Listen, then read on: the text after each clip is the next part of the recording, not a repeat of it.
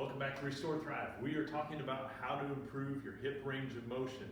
Now, today what we're going to be talking about is if you have tightness through the front of your hip, if you've got any pinching across the front of your hip, or if you've had back pain related to standing for too long, walking or running for too long, it's a good bet that you're missing some of this end-range hip extension when your leg gets behind your body. So what we're going to do is take the band here and we're going to capture two components. Now, if you've been following us for a while, you've seen our basic banded hip extension mobilization. We're going to get into half kneeling.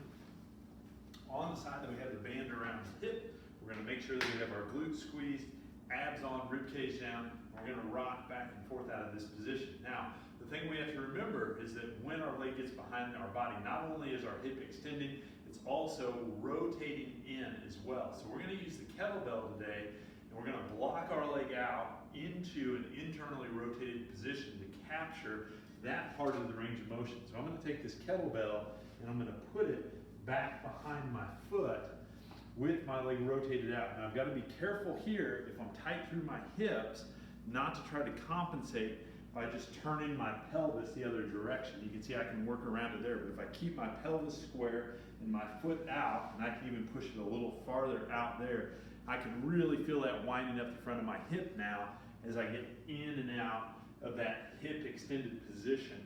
And that is a normal range of motion we should have. So you should feel a greater amount of stretch through the front of your hip. You should not feel any pinching in the front of your hip when you get here.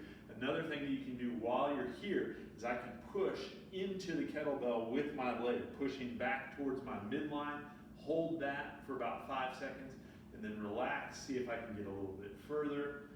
Push again, hold for 5 seconds, see if I can get a little bit more extended with that internal rotation, and then intermittently rock back and forth. We recommend that you do this mobilization for about 2 minutes per side.